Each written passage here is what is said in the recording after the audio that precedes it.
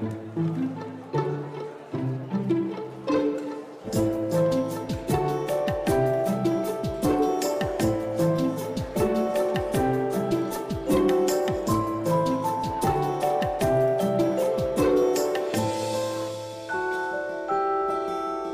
sommes réunis aujourd'hui autour du livre que Janine Altounian vient de faire paraître, L'effacement des lieux, avec donc une illustration de couverture dont l'auteur est ici présent.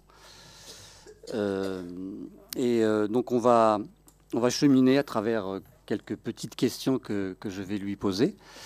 Et bien sûr, vous êtes conviés à intervenir, je dirais quand vous le souhaitez, parce que ce sera peut-être plus simple que de prendre les questions tout à fait à la fin. On est entre nous, donc par ce dimanche après-midi. Alors, je vais commencer donc par rappeler ce que la plupart d'entre vous savent, que Janine Altounian donc est essayiste et traductrice. Elle est co-traductrice de l'œuvre de Sigmund Freud depuis 1970. C'est un long parcours sur lequel on reviendra tout à l'heure. Et responsable de l'harmonisation donc dans l'équipe éditoriale des œuvres complètes de Freud aux Presses universitaires de France, qui est aussi l'éditeur de son livre, sous la direction de Jean Laplanche. Donc, elle a publié de nombreux articles donc, sur la langue de Freud. Et je voudrais rappeler dans un deuxième temps qu'elle est donc née à Paris, de parents arméniens, rescapés du génocide de 1915.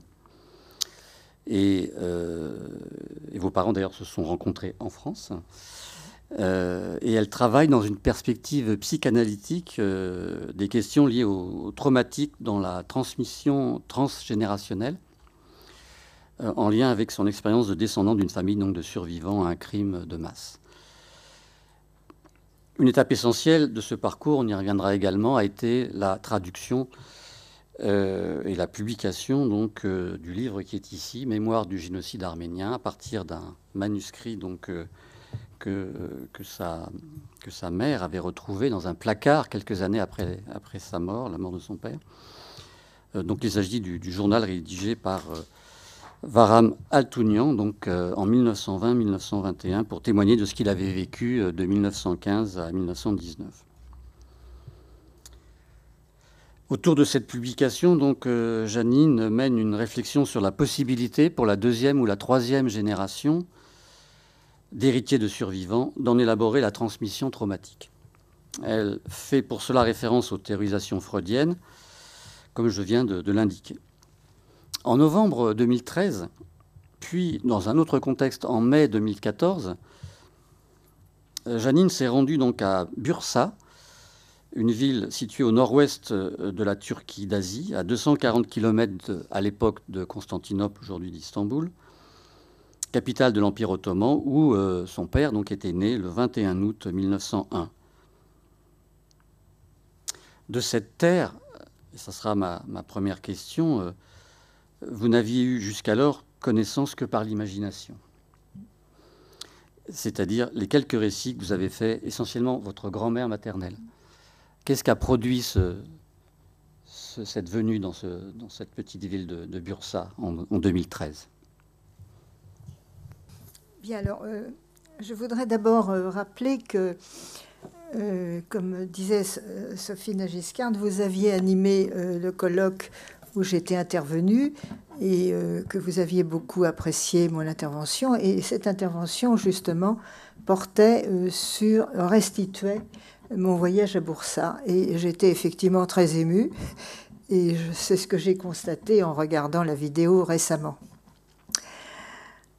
Alors, ce qui m'a amené, d'abord, vous savez, j'ai beaucoup d'amis qui m'ont dit, on est parti en Turquie, on a été voir notre terre natale, etc. Moi, j'avais envie, mais je ne voulais pas y aller seule. Je voulais y aller dans un cadre institutionnel, etc.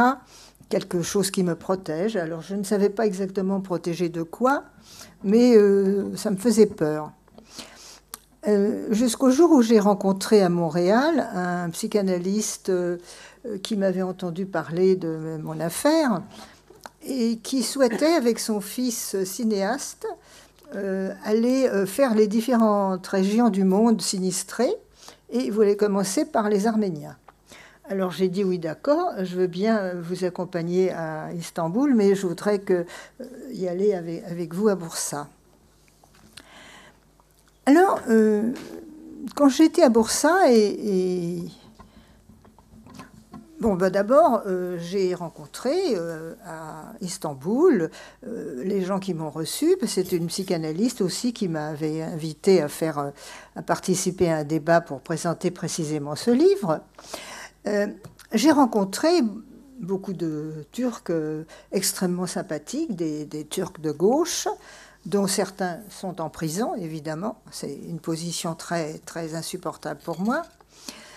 Et ensuite, je me suis rendue à Bursa avec une Arménienne qui connaissait le turc, parce que moi, je comprends un peu, mais je ne peux pas le parler. Et effectivement, quand je suis arrivée au quartier qu'on appelle les quartiers arméniens, enfin, cette amie savait que c'était des quartiers arméniens, j'ai vu, alors pour ceux qui ont mon livre, la photo se trouve à la première page, j'ai vu des maisons délabrées, des traces évidemment du fait que ces gens-là avaient dû partir définitivement de chez eux. Et ce que je raconte dans mon livre, parce que dans mon livre, dans tous mes livres, je reprends systématiquement, en les articulant et les synthétisant, les différents travaux que j'ai écrits depuis le livre précédent. Donc, j'ai repris, évidemment, l'intervention que j'avais faite devant vous. Et donc, en voyant ces maisons délabrées, j'ai compris pour la première fois, mais je dirais corporellement, ce que c'était que de quitter sa maison, d'être obligé de quitter le lieu où l'on avait vécu, tout en sachant qu'on ne reviendra jamais. Alors, bon, c'est évidemment des histoires que je connaissais par la lecture, et que je connaissais aussi dans d'autres situations, comme par exemple tous les Juifs qui ont été obligés de quitter leur Yiddishland sans même savoir s'ils reviendraient vivants. Mais je n'avais pas vraiment vécu corporellement que j'avais donc eu une grand-mère paternelle que je n'ai pas vécue, son fils, mon père, etc., et son frère, son jeune frère, mon oncle, qui avaient dû partir de ce lieu. Et comme j'ai vu que ça me faisait un effet que j'allais tourner de l'œil, j'ai dit non, je reste pas là, je suis repartie à Istanbul tout de suite. C'est-à-dire que j'ai fait une expérience première dans ma vie que je connaissais pas. Et alors maintenant, j'en arrive à l'histoire de la peur. C'est que mes parents étaient donc des Arméniens turcophones. Et le turc est une langue que j'aime. Ça me rappelle mon enfance. Ça me rappelle quelque chose de chaleureux, si vous voulez. Et les gens qui parlaient turc dans la rue m'étaient très sympathiques. En plus, ils étaient curieux, ils renseignaient les gens. Enfin, j'avais aucune animosité contre ces personnes. Alors, c'est à ce moment-là que j'ai compris, alors si vous voulez, c'est la deuxième expérience, que ce pays aurait pu être aussi le mien, et que donc j'étais interdite d'un lieu qui était le mien. Et c'est ça que m'a apporté... parce que oui, vous savez, dans la rue, il n'y avait pas que les gens, il y avait l'art de vivre turc, les épiceries, la façon de parler, les gestes, qui étaient un peu les gestes de mes parents. Donc c'est cette expérience que j'ai faite, et comme je ne voulais pas perdre cette chose que j'avais vécue, je l'ai mise d'abord dans l'intervention que j'ai faite devant vous, et ensuite dans ce premier livre. Alors je voudrais aussi, avant de progresser, puisque vous parliez de ce livre où se trouve le journal de déportation de mon père, je voulais aussi vous dire que, pour moi, ces histoires que les Arméniens qui sont descendants de survivants, ces histoires que nous portons en nous sont des histoires un peu délirantes, quoi, qui n'ont rien à voir maintenant avec les violences actuelles. D'ailleurs, je dis maintenant de façon provocante, le génocide arménien n'est plus à la mode. Et on éprouve le besoin d'insérer ça dans des discours autres. Et c'est ce que j'ai voulu faire dans ce livre, où j'ai réuni un certain nombre de psychanalystes qui ont analysé le journal de déportation comme on analyse un texte. Parce que, ça c'est un point que je développe beaucoup dans tous mes ouvrages, je pense que l'élaboration du trauma ne peut se faire qu'en lien étroit avec la politique et la culture du pays d'accueil. C'est-à-dire que c'est dans cet environnement-là qu'on peut élaborer quelque chose et pas seulement dans la cure analytique, quoi. Alors, quand vous avez évoqué dans votre livre donc ce voyage, vous avez parlé de désorientation dans le temps et dans l'espace, oui, sur place, oui, ce que vous venez un petit peu de nous dire. Oui. Mais ce qui est intéressant, je trouve, c'est que vous avez dit que ça a provoqué aussi de la désorientation dans votre retour en France. Oui, parce que... c'est-à-dire que j'ai mieux compris pourquoi j'avais passé tout mon temps, depuis ma naissance, puisque je suis née à Paris, j'ai mieux compris pourquoi mon seul souci, c'était de m'intégrer institutionnellement. J'ai mieux compris que c'était parce que je savais inconsciemment que j'étais d'une certaine façon de nulle part, vous voyez, puisque cet endroit-là, on ne peut plus y retourner, puis ça n'a aucun sens. Ça n'a aucun sens. Moi, je n'ai pas voulu rester là-bas. Je suis restée peut-être un quart d'heure, une demi-heure. J'avais même l'acte de propriété d'une maison de ma grand-mère, mais on était nulle part, quoi. C'était nulle part. Alors, en revenant, j'ai mieux compris comment les jeunes parents qui viennent de là, les jeunes parents survivants, quand ils mettent des enfants au monde, puisque tout se transmet dans les premiers soins de la mère à l'enfant, j'ai mieux compris que les mères survivantes transmettent leur propre désorientation, c'est-à-dire que ce qui les arrime, enfin ce qui a arrimé ma mère, c'est le travail acharné pour sortir de la pauvreté des jeunes migrants, mais en fait, ils portent les jeunes mères qui mettent des enfants au monde dans un pays d'accueil, portent en elles des images, des sensations, des odeurs d'un autre monde. Et comme tout se transmet entre la mère et l'enfant, donc ça passe quelque part.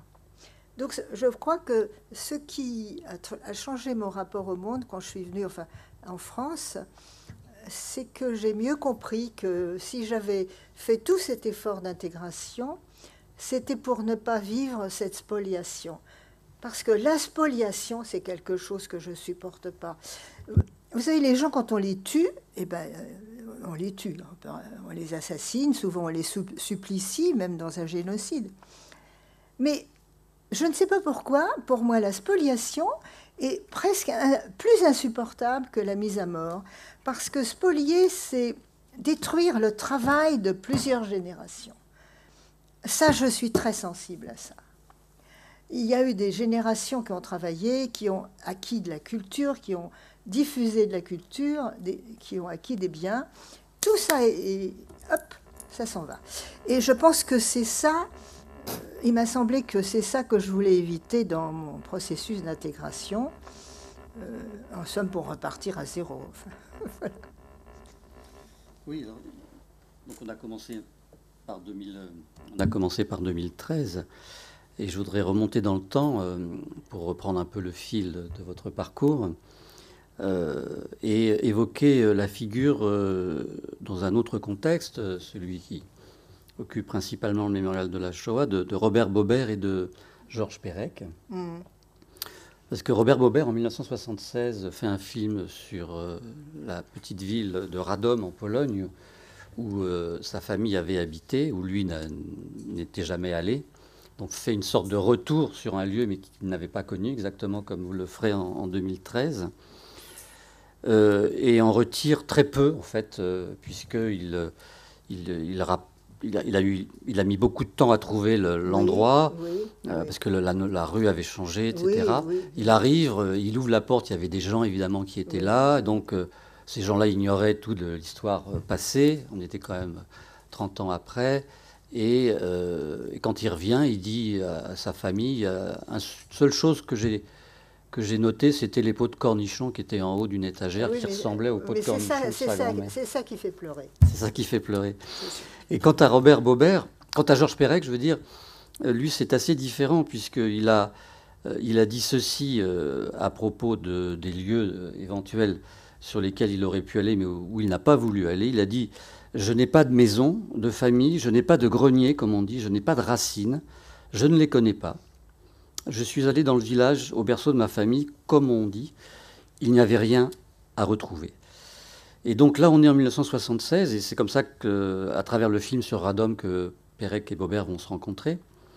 Et on est donc un an après que vous, en 1975, donc, vous rédigez votre premier texte, « Comment peut-on être arménien ?» Et vous écrivez, sur le conseil d'une personne qui vous le propose, vous écrivez à Simone de Beauvoir. Oui. Pour pouvoir être publié dans les temps modernes. Et vous dites ceci, je me permets de vous citer. Ah oui, tout à fait. Se trouve, Bien sûr. Je crois que je cite cette lettre aussi dans chacun de mes livres. C'est parce que ça traduit mon rapport amoureux à l'école. Donc vous dites ceci, j'aurais aimé à ce sujet, au sujet donc de ce texte, pouvoir vous rencontrer et vous demander si ces pages peuvent présenter quelque intérêt auprès des lecteurs de cette revue. Auquel cas, il faudrait peut-être que je les remanie. En ce qui me concerne, j'ai évidemment la conviction que ce que j'ai écrit constitue un témoignage parmi d'autres sur le mécanisme implacable par lequel tout discours dominant maintient les opprimés dans l'incapacité de nommer la violence qu'ils vivent, au point même qu'ils croient ne rien avoir à dire. La perte d'identité les condamne au silence. Je me demande aussi si un tel témoignage sur le crime parfait ou une recherche dans ce sens ne pourrait pas servir également ailleurs la cause des rescapés de tout massacre. J'ai 40 ans, je suis enseignante en allemand, divorcée, mère de 3 enfants. De par ma formation et le fait que le français n'ait pas été ma langue maternelle, j'ai tendance à penser que tout changement de société dépend entre autres de l'accession des opprimés à leur langue spécifique, c'est-à-dire à leur puissance à démasquer en la nommant la domination jusqu'alors tacitement subie et intégrée. Voilà une très belle lettre que vous écrivez à Simone de Beauvoir. Je pense que je sais qu'elle vous a répondu tout à fait favorablement. Je vous remercie d'avoir noté ça comme un des centres de mon travail. Alors, quelques détails. D'abord, je vous disais que l'élaboration du trauma est tributaire, en fait, de ce qui se passe dans la culture et le politique du pays d'accueil. Il se trouve que moi, je n'avais jamais eu envie d'écrire, et d'ailleurs, je n'aime pas écrire, mais en 1975 est paru le premier livre d'un journaliste historien qui s'appelle, donc le livre s'appelle Arménie 1915, un génocide exemplaire. C'est un livre de Jean-Marie Carzou. Et comme j'étais pas très au courant, vous savez, quand on est né dans ces familles-là, on est comme dans une espèce de bulle, comme dans une espèce de ghetto. Il faut d'abord sortir de là. Bon, j'ai essayé de sortir de là. J'allais dans un séminaire de Anaïde Termination, une historienne qui est malheureusement décédée récemment. Et ayant lu le livre de Jean-Marie Carzou, je me suis dit, mais dans le fond, dans ce livre raconte, en tant qu'historien, quelque chose que je vis à la maison, sans mots. Et moi qui n'aime pas écrire, ou qui n'ai jamais eu envie d'écrire, j'ai écrit quelque chose sur le fait de ce qu'on pouvait vivre quand on était enfant de cette histoire. Mais c'était, si vous voulez, la partie seulement, disons, d'un compte-rendu plutôt dans le registre de la vie psychique. Et j'ai proposé ce texte à plusieurs personnes, 2 hommes et une femme. Et c'est la femme qui m'a accueillie, c'est-à-dire Anaïde Termination, qui m'a dit oui, enfin, vous avez envoyé ça à Simone de Beauvoir, vous devez être un peu féministe, donc écrivez-lui une lettre. Alors bon, Donc il fallait écrire cette lettre. Et Simone de Beauvoir représentait l'idéal pour moi, enfin si vous voulez. Bon, moi j'ai jamais été féministe militante, mais je crois que ma vie s'est déroulée un peu dans le sillage du féminisme. Mais ce que j'aimais chez toutes ces institutrices, chez ces profs que je côtoyais en tant qu'élève, c'est qu'elles étaient immergées dans la culture et non pas dans le travail acharné comme ma mère. Et c'est pour ça que j'ai voulu sans doute être prof, je m'identifiais à elle. Donc j'ai rédigé cette lettre, et à ma grande... Alors en disant que si elle acceptait, j'en ferais un article plus complet en mettant toute une partie historique. Et à ma grande surprise, je crois que la lettre date de juillet, je crois qu'à la rentrée, Jean Pouillon m'a téléphoné en disant « Oui, oui, on accepte votre travail ».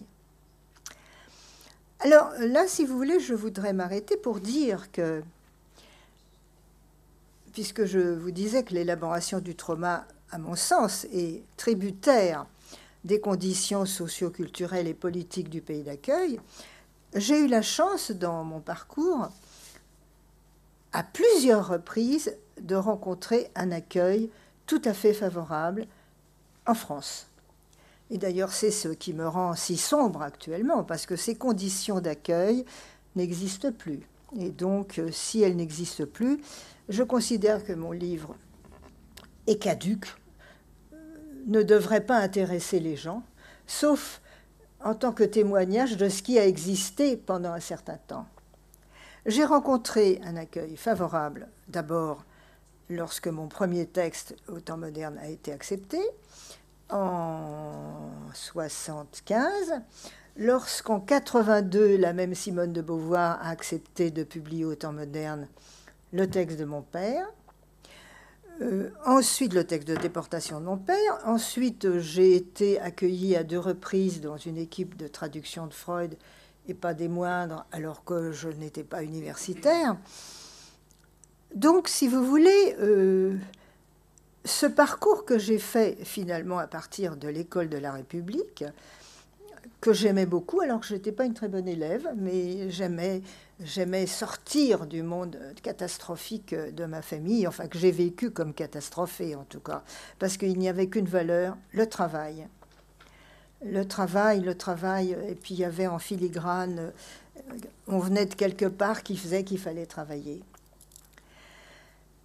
Bien, alors maintenant, ça c'est pour l'accueil. Je voudrais revenir sur ce que vous avez dit concernant Pérec.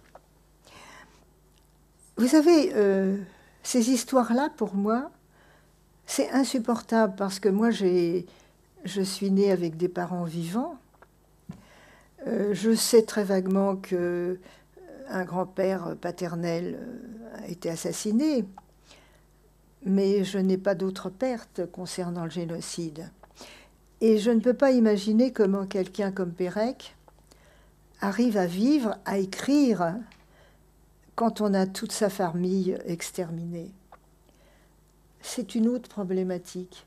Elle n'est pas tout à fait éloignée de la mienne, mais c'est une autre problématique. Et ça laisse sans mots, quoi. Ça laisse sans mots. Mais vous avez fait le rapprochement, je vous remercie. En tout cas, besoin d'aller là-bas, parce que là où on va, on voit rien, il n'y a rien. C'est-à-dire, on va dans un là-bas qui n'existe pas. Parce que toutes ces maisons délabrées que j'ai vues, il va y avoir des buildings rapidement, des tours. Je crois que le lien que je voulais établir, par-delà effectivement le fait que Pérec a perdu sa mère à Auschwitz, ce qui n'est pas le cas de Robert Baubert. C'est pour ça qu'il y avait un rapport. Non, Robert n'a pas perdu de parents dans le génocide.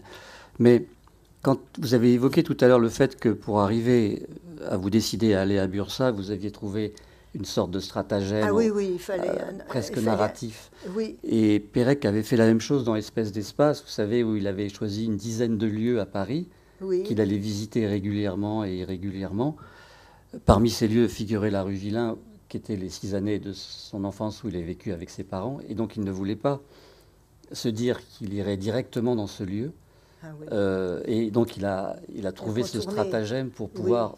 vous avez évoqué la dimension institutionnelle, oui, oui. Et lui, il a trouvé ce stratagème-là. Alors, mais je crois... C'est-à-dire, on a besoin du concours de gens qui sont enracinés dans la vie, entre guillemets, normale. Des rues, entre guillemets, normales, là où il n'y a pas eu de rafle. Parce que sinon, on tombe dans un trou. Je crois que c'est aussi le tiers que vous évoquez à un moment donné. Ah oui, constamment, oui, le tiers, oui.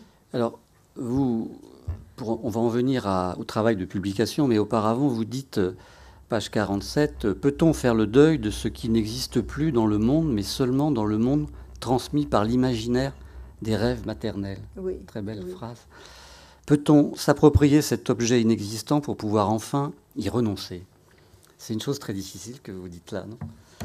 C'est-à-dire à la fois revendiquer, évidemment, la filiation, vous l'avez dit tout à l'heure, puis en même temps, s'en sortir. Ben oui, il faut s'en sortir, ne serait-ce que pour en parler. Oui. Si on ne s'en sort pas, on fait comme les premiers survivants, on s'acharne à travailler. Hein. Oui. Alors, curieusement, c'est pas par ma mère que l'imaginaire m'est arrivé, parce que ma mère avait été, je crois, tellement marquée. Elle avait 5 ans au moment du génocide. Hein. Donc, elle ne parlait jamais de ça. Elle parlait surtout de la misère dans les hôtels d'émigrés. Et puis, quand elle parlait, je m'arrangeais pour pas trop écouter. C'était trop difficile. Par contre, ma grand-mère maternelle, alors de temps en temps, elle prononçait des mots. Moudania, Yalova. Et alors, vous savez, je ne me rappelle pas très bien parce qu'on oublie. C'est le travail analytique qui vous fait comprendre qu'il y a des petits morceaux qui restent de la mémoire. Et quand elle parlait c'est peut-être qu'elle se promenait là-bas, ou je ne sais pas, je ne me rappelle pas très bien. Je voyais bien que ça existait dans sa vie. Et son regard s'illuminait. Et oui, c'est l'imaginaire, oui, c'est l'imaginaire. Et puis, j'avais remarqué une fois, c'est drôle, ça, si vous savez, Aaron Appelfeld, j'aime beaucoup dans Aaron Appelfeld le passage où il se met dans la position de son grand-père pour prier. J'adore ce détail parce que la mémoire vient par les corps. Pour prier, il se met dans la position de son grand-père qui priait. Or, ce qui m'est arrivé, c'est que j'ai acheté un jour un petit logement de vacances assez rudimentaire et c'était en 1978. Et quand je me suis mise à laver par terre, c'était des dalles. Alors, vous savez, je n'avais pas un balai-brosse, je lavais à genoux, je ne sais pas pourquoi, peut-être pour faire comme ma grand-mère. Et à ce moment-là, j'ai senti que j'avais acheté une maison, enfin un lieu pour réparer ma grand-mère. C'est par le corps que j'ai compris ça, la mémoire du corps. Il en parle beaucoup, Aaron Appelfeld. Et voilà, j'ai perdu le fil de ce que vous m'avez demandé. Non, j'évoquais le travail de deuil. Ah, j'évoquais oui. le travail de deuil. De l'imaginaire. Oui, parce que quand elle me parlait de sa maison, je voyais que elle aimait la nettoyer. Vous savez, les choses passent par le ton. C'est pas forcément par le contenu objectif. Elle parlait de sa maison qu'elle nettoyait ou qu'elle lavait, je sais pas. Je ne me rappelle pas très bien, mais il m'est resté ça. Et je voyais bien qu'elle était heureuse.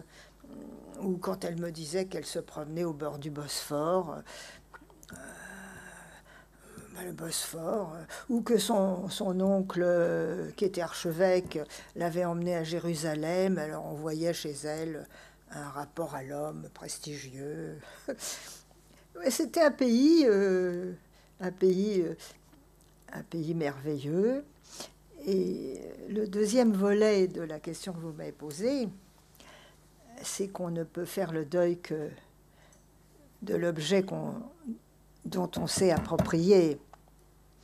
Alors, c'est peut-être ce que fait le travail analytique, si vous voulez. C'est-à-dire que le travail analytique transforme un objet mutilé, sombre, en un objet dont on est fier, qu'on peut s'approprier. Alors, c'est pas beaucoup de choses, hein, c'est des petites miettes, mais ça constitue une richesse. Et il faut s'approprier pour faire le deuil, sinon on ne peut pas. Parce que c'est donc quelque chose dont on fait le deuil. S'il n'y a rien, on ne peut pas faire le deuil. Alors justement, puisque vous avez évoqué donc, à l'instant l'analyse, d'abord, je dois dire pour ceux qui ne connaîtraient pas la littérature de Jeanine Altounian, c'est qu'on n'est pas du tout dans un cadre de récit à la première personne, de souvenirs, etc. On est dans le cadre où la structure théorique est quand même une structure théorique qui vient de la psychanalyse. Oui. Et donc, c'est parfois même un petit peu compliqué, on va dire. Enfin, ardu, oui. Parce que ce sont des termes qui ne sont pas si faciles que cela à manier. Et donc, on en vient, je dirais, un petit peu à ce qui est au cœur de cette démarche. Donc, ce que vous appelez la subjectivation de l'effacement par la publication de l'expérience traumatique. Alors, je vais lire un extrait pour que tout le monde puisse avoir un peu plus de matière avant que vous vous exprimiez, Jeanine. Vous dites ceci: j'aimerais montrer comment, lors de l'élaboration, puis chaque mot évidemment a son sens dans un sens psychanalytique, lors de l'élaboration de l'héritage traumatique d'un crime de masse, écrire, c'est-à-dire vouloir traduire au monde ressenti comme étranger ou comme familial, au trauma familial, l'espace mortifère d'un héritage psychique ghettoisant peut, chez un certain type d'analysant, contribuer à l'élaboration de celui-ci et au travail de deuil qu'il doit accomplir pour s'émanciper de sa famille endeuillée. Émancipation qui l'amène alors à témoigner de réalités anthropologiques dont lui seul a fait l'expérience et à quitter une posture de victime en devenant actif dans la vie politique de la cité. Je crois que dans cette phrase qui est... Il y a tout. Il y a tout. Hein. Il y a tout le programme. Voilà. Alors on terminera tout à l'heure par la vie politique de la cité, mais revenons donc à cette première chose. La deuxième sera la traduction, sur laquelle on va revenir, le travail de traduction, mais la publication, donc comme acte. Mettre au monde. Oui. Mettre au monde. Quelque chose qui était à l'intérieur, le mettre dehors. Je trouve que c'est très important. D'ailleurs, une des raisons pour lesquelles mon travail n'intéresse pas beaucoup les Arméniens, c'est parce que je ne m'adresse pas aux Arméniens. Parce que ce qui m'intéresse, moi, c'est de mettre cette histoire en rapport au monde qui m'entoure, au monde du pays d'accueil, si vous voulez. Alors, bien évidemment, ça intéresse aussi les Arméniens, surtout les jeunes Arméniens, surtout les Arméniens de la génération de mes enfants. Parce que, j'allais dire, ils sont devenus un peu français. Hein, bon. Et j'ai toujours eu... pour moi, dès le début, si vous voulez, j'ai compris, même dans le premier texte de 75, il fallait que je dise quelque chose à l'autre, dans le langage de l'autre. Et par exemple, la lettre que j'ai envoyée à Simone de Beauvoir, c'est la lettre d'une personne qui a assimilé le français, qui sait bien tourner ses phrases. Il faut que je puisse m'adresser à quelqu'un dont je pense, peut-être à tort, hein, je ne sais pas, dont je suppose qu'il est étranger à ces histoires dramatiques, à ces histoires traumatiques. Et ce qui se produit alors, ça c'est le miracle de la vie, c'est que chez cet autre ou chez ces autres à qui je m'adresse, ou bien je rencontre des gens, notamment tous les amis juifs que je peux avoir, chez qui les histoires se ressemblent à celle de mon ascendance.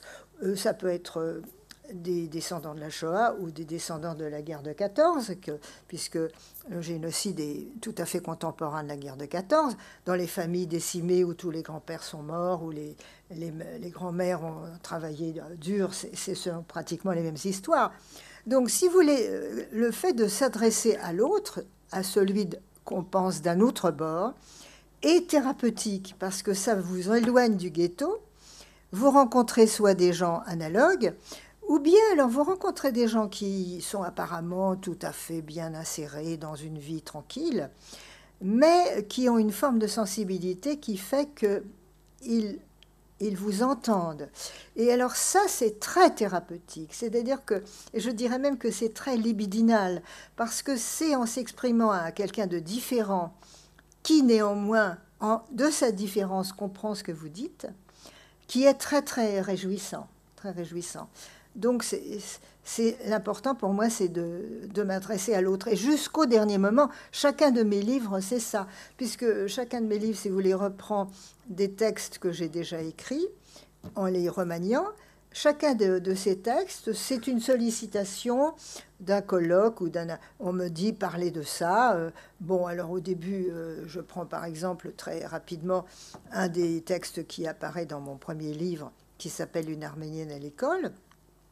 On m'avait demandé de parler des enfants de migrants. C'était en 77.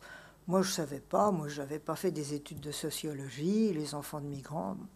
Et j'ai trouvé que j'avais beaucoup aimé Andromaque. Bon, c'est toujours l'école. Andromaque, Racine, j'adorais les explications de texte. Et je trouvais qu'Andromaque était une migrante. Elle était obligée d'épouser l'assassin de son mari pour sauver son fils. Et voilà, c'est-à-dire que en réalité, c'est dans la culture de l'autre que j'ai toujours trouvé des moyens de soigner les désastres de la culture engloutie d'où je viens. Alors, donc, on en est au travail d'écriture, donc, et vous dites ceci, au fond, le travail d'écriture vous permet un maillage entre l'histoire événementielle, l'histoire subjective et l'histoire de l'écriture. Et vous dites ceci, ce qui, donc toujours dans cette idée du détachement, hein, n'est-ce pas, ce qui toutefois la rend ici singulière, c'est que l'injonction communément à l'œuvre « sépare-toi de moi pour pouvoir vivre » se subordonne à l'impérieuse nécessité d'une dette d'écriture, exprime et fait connaître ce à quoi j'ai survécu pour ne pas en mourir. Et ce qui est frappant, c'est cette rationalité que vous avez évoquée. À la fois, vous êtes dans le monde de l'analyse psychanalytique, et en même temps, c'est très frappant à la fin du livre, où vous reprenez tout le plan du livre pour comme si vous vouliez à vous-même, mais au lecteur qui va vous lire, lui dire voilà le chemin, le parcours de... J'ai été prof.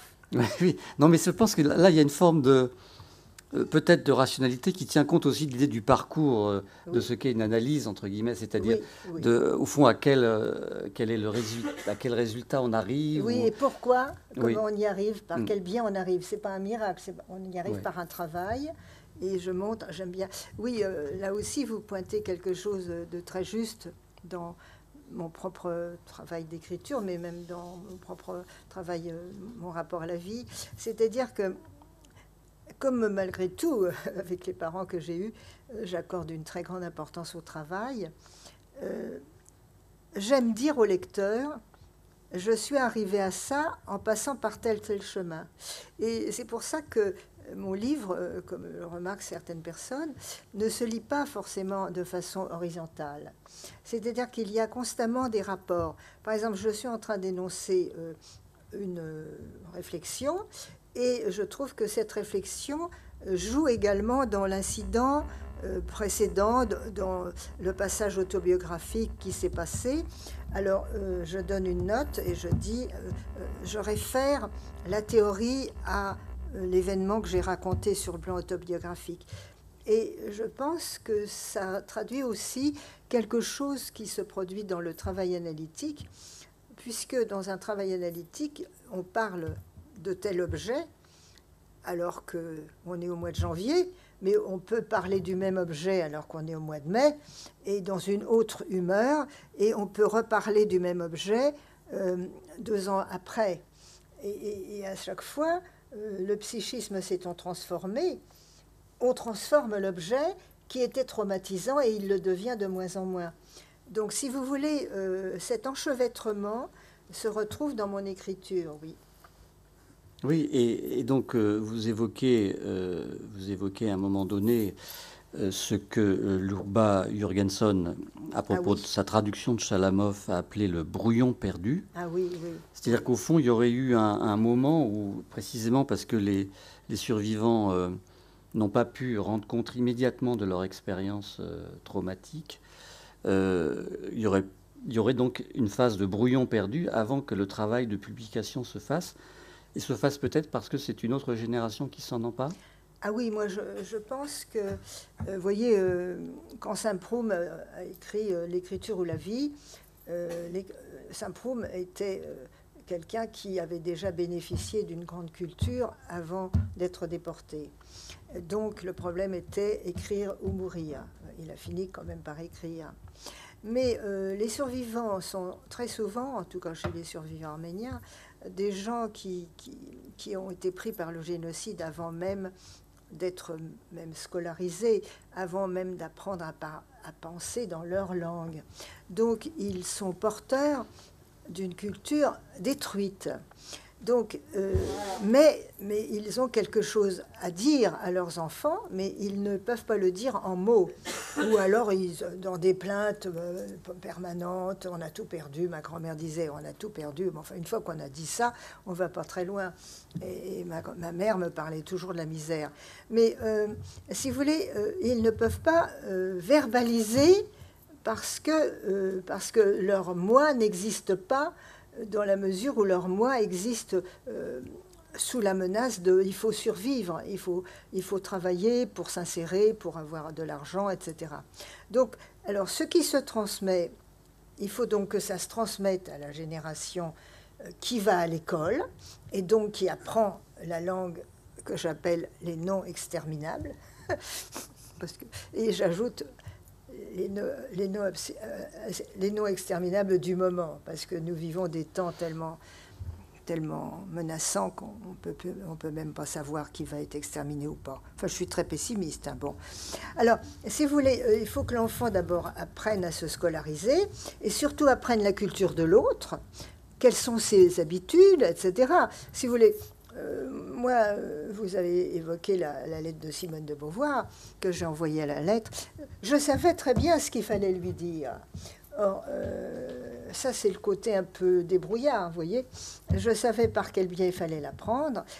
Tout ça, c'est un rapport à l'apprentissage de la culture du pays d'accueil. Or, ça, effectivement, il faut plusieurs générations pour y arriver. Et en gros... si moi j'appartiens à la seconde alors que théoriquement je devrais appartenir à la troisième, c'est parce que je pense mes parents ne vivaient pas dans un quartier arménien, dans la communauté. Ils ne vivaient ni à Alfortville ni à Issy-les-Moulineaux. J'ai été d'emblée propulsée dans la culture française. Enfin, et puis sans doute parce que j'ai beaucoup investi l'école. Mais il faut 3 générations au moins, oui. Et ça me fait très, très plaisir de rencontrer de jeunes Arméniens ou de non-Arméniens. J'ai discuté tout à l'heure avec une dame qui va prendre la parole, qui n'est pas du tout arménienne, mais qui est plutôt de la génération de mes enfants. C'est-à-dire qu'il y a chez les jeunes maintenant, chez beaucoup de jeunes, un souci de remonter aux grands-parents, de comprendre d'où ils viennent, et c'est eux qui viennent souvent me voir, qui ne sont pas forcément des Arméniens. Ça peut être beaucoup de Juifs, évidemment, mais ça peut être aussi, par exemple, des gens qui, dans leur histoire, ont eu une grand-mère qui venait de l'assistance publique ou un grand-père qui s'était suicidé. C'est-à-dire qu'il y a un besoin de comprendre sa propre histoire qui apparaît chez les jeunes actuellement. C'est le seul endroit où je ne suis pas pessimiste. Là, ça me rend joyeuse. C'est tout. Y compris sur les réseaux sociaux. Alors racontez-nous comment, le jour où Jean Laplanche n'a plus pu venir à rue de Varennes pour les rencontres de l'équipe de traduction, vous avez trouvé une solution technologique nouvelle pour pouvoir continuer à faire cela à distance. Oui, vous êtes gentil, oui. Vous avez été sensible aux différents aspects de mon livre. Alors, si vous voulez, d'abord, il y a dans mon livre beaucoup de passages autobiographiques. Et certains concernent mon travail de traductrice avec Jean Laplanche, enfin, dans l'équipe de Jean Laplanche pendant un grand nombre d'années. J'allais donc à peu près pendant 35 ans, je faisais du Freud 3 fois par semaine, une fois en tant que traductrice et une fois en tant que ce qu'ils appelaient harmonisatrice dans l'équipe éditoriale de La Planche. Et à un moment donné, donc ça se passait dans son bureau rue de Varennes. Il y a des photos de tout ça dans mon livre. Alors, je m'excuse, je n'ai pas apporté mon ordinateur. J'ai pas du tout pensé qu'il fallait projeter des images. J'aurais pu projeter tout ça, mais ça se trouve dans mon livre. On va le faire circuler comme ça. Ah oui, oui, absolument, oui. Oui. Toutes les images s'y trouvent. Je vous laisse continuer.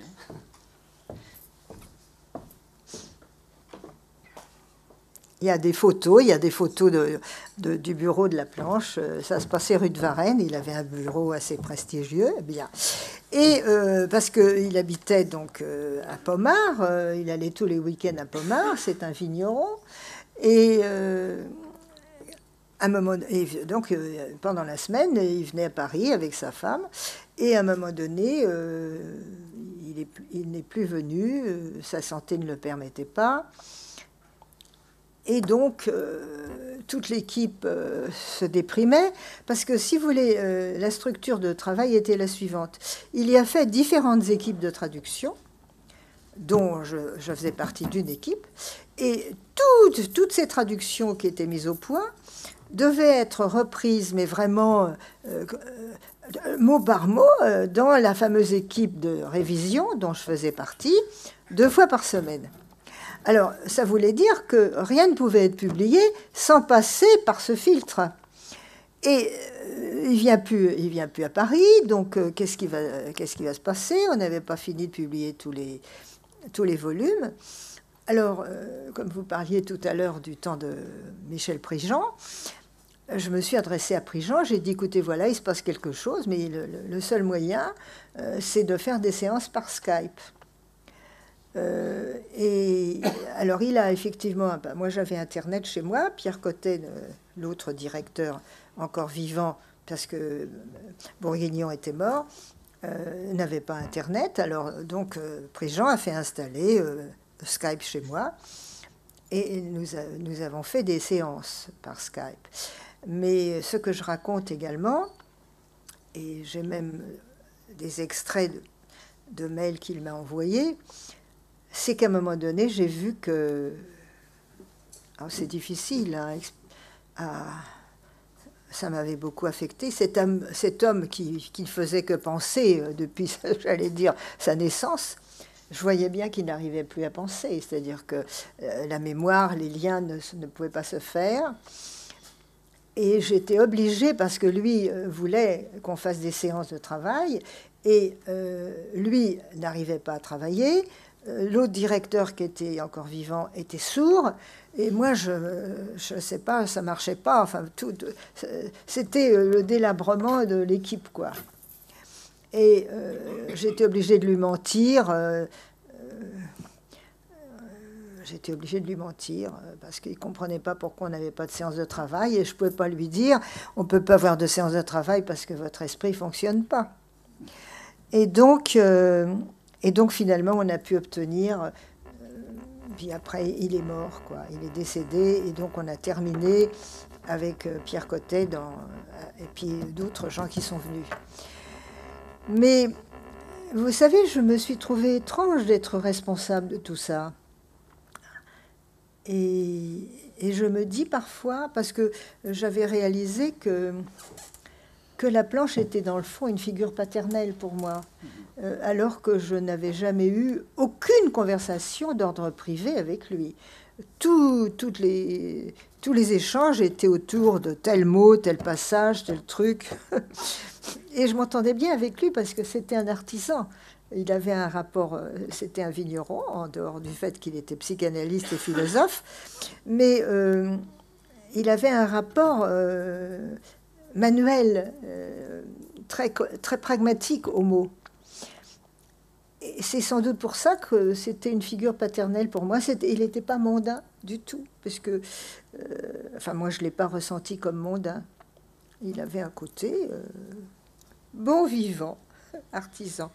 Et donc, j'ai compris qu'une figure paternelle venait de disparaître. Et je me suis dit, dans le fond, on trouve dans mon dernier livre des témoignages de travail avec lui. Peut-être que je suis la seule, actuellement à Paris, à pouvoir témoigner d'un côtoiement avec l'homme Jean Laplanche. Et ça m'a frappé, quoi, parce que c'est moi qui ai publié le texte de mon père, et là aussi, il y a une petite ressemblance. Alors, vous avez évoqué l'harmonisation à laquelle vous Voilà. procédiez. Est-ce que vous pourriez en dire plus? C'est-à-dire que chacun traduisait et vous vérifiez si... C'est-à-dire que donc il y avait plusieurs équipes de traduction. Moi, je faisais partie d'une équipe, mais il y en avait peut-être 3 ou 4. Donc, quand l'équipe apportait son texte au comité éditorial, alors dans le comité éditorial, dont vous verrez dans les photos, se composait de Jean Laplanche, conseiller, enfin directeur scientifique. Il y avait 2 directeurs de publication. Pierre Cotet, germaniste, c'est lui qui m'avait recruté, et si on a le temps, je peux raconter, et André Bourguignon, psychiatre. Et puis, comme cette équipe de révision avait été cooptée par Laplanche, par l'équipe de traduction dont je faisais partie, puisqu'au départ, je faisais partie de l'équipe de traduction, Cotet, Bourguignon, Altounian.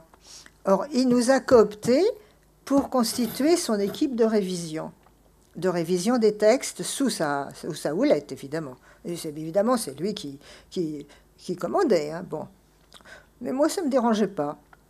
Et donc, nous étions donc Laplanche, Cotet, Bourguignon, Altounian, et quelqu'un qui s'appelle François Robert, qui était le terminologue, et qui est le seul vivant il est plus jeune que moi, il vient de publier le dernier volume, qui est un volume d'index. Alors, donc, quelqu'un lisait, par exemple, Cotet lisait telle phrase d'une traduction, et chacun donnait son avis. Soit il n'y avait rien à dire, la phrase était bien traduite par rapport aux critères de Laplanche, ou bien quelqu'un disait « Ah ben non, là, c'est pas ça, etc. » Bon, alors, mon travail, moi, qui était ce qu'on appelait harmonisation, parce que c'est eux qui ont donné ce titre, c'est que la langue de Freud, si vous voulez, est une langue très difficile à traduire, parce qu'elle est à la fois conceptuelle et en même temps littéraire. Alors, d'où la difficulté. Mais concernant les concepts, j'étais tout à fait d'accord avec Laplanche, c'est-à-dire qu'il faut maintenir une continuité. Et, tel concept, si vous mettez répression à cet endroit-là, il ne faut pas mettre refoulement après. Il faut être très fidèle. Et pour maintenir cette fidélité, il faut avoir une bonne mémoire. Et là, j'avais une bonne mémoire. Et quand on changeait, on n'était pas fidèle. Je disais, ah ben non, à la page machin, on n'a pas écrit comme ça. Pourquoi ?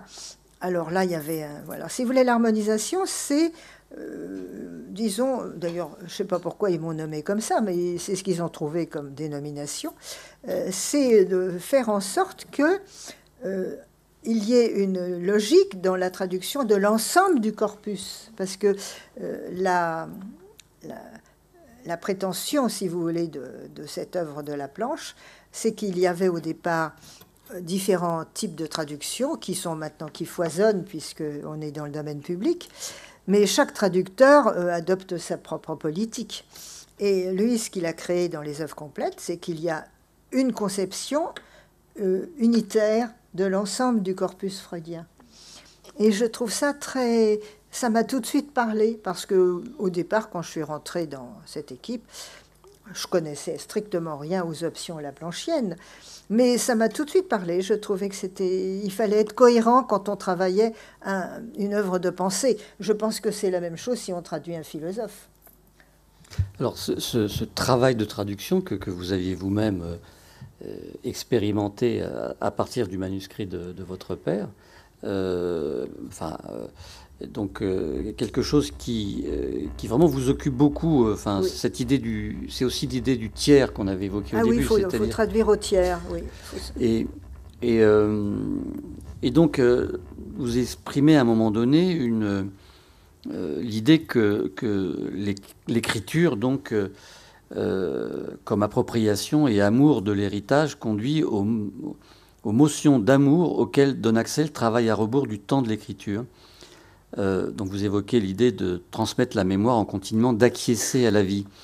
Et ça m'a beaucoup fait penser à la manière dont Paul Ricoeur, que vous citez à un moment donné, mais pour autre chose, était parti de ces textes Deuil et mélancolie de Freud. Pour nous historiens, c'est quelque chose qui a beaucoup compté, cette idée du trop-plein de mémoire et de la mémoire apaisée. Et donc je pense que, à vous lire, et surtout sur ce passage-là, la mélancolie n'apparaît jamais au fond dans votre travail, précisément parce que la publication vous a arrimé à quelque chose qui... Oui, moi je suis une personne plutôt mélancolique, mais ça n'apparaît pas dans mon écriture. Ça n'apparaît pas, non. On dit qu'elle est toujours très, très, très vivante. Est-ce que ça a contribué à une forme de mémoire apaisée, au fond, comme l'exprime... Oui, il y a des choses qui sont apaisées, oui. Mais si vous voulez, ce qu'il y a le côté spécifique du travail analytique, c'est la notion d'après-coup. C'est-à-dire que vous vivez des choses que vous ne comprenez pas. Vous les vivez sans même savoir que vous les vivez. Et dans le travail analytique, vous vous rendez compte que, ah mais oui, vous avez vécu ça. Ah tiens, c'est intéressant. Et selon votre maturation psychique, vous revivez constamment les mêmes événements en les traduisant psychiquement d'une autre façon. Et c'est l'écriture, et quand vous l'écrivez, il se reproduit encore autre chose. Alors, je vais vous donner un exemple. C'est pour ça que je dis que mon livre se lit dans un enchevêtrement. Je décris donc en 1977, et puis c'est pour ça que je donne les dates. C'est-à-dire que le même événement, qui fonctionne un peu comme une vignette clinique, peut servir à une première théorisation, une seconde théorisation, une troisième.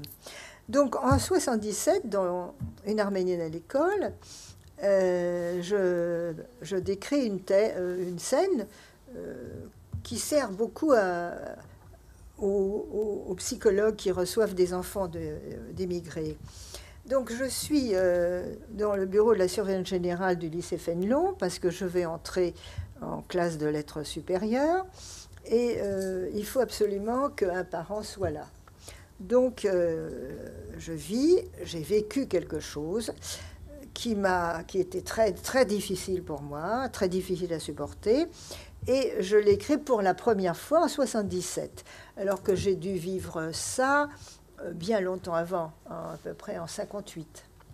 Et je raconte comment je suis là en présence entre un père... très prestigieux, mais sachant pas très bien le français, et une surveillante générale qui parle de choses vraiment que mon père peut pas comprendre. Enfin, il voit pas pourquoi on parle de ça, les mentions au baccalauréat, la motivation de la candidate. Vous comprenez, la motivation de la candidate. Enfin bref, toujours est-il que cette scène se passe quand même bien, c'est-à-dire que je suis acceptée au lycée Fénelon en lettres supérieures. Bien. Et je vis ça dans un très très grand malaise. Alors j'essaye d'abord, quelques années après, donc d'écrire cette scène, et elle rencontre dans le public de mes lecteurs des gens qui disent « Ah oui, mais moi aussi, c'était comme ça, etc. » Alors donc, vous voyez, il y a une première libération. Bon. Et après,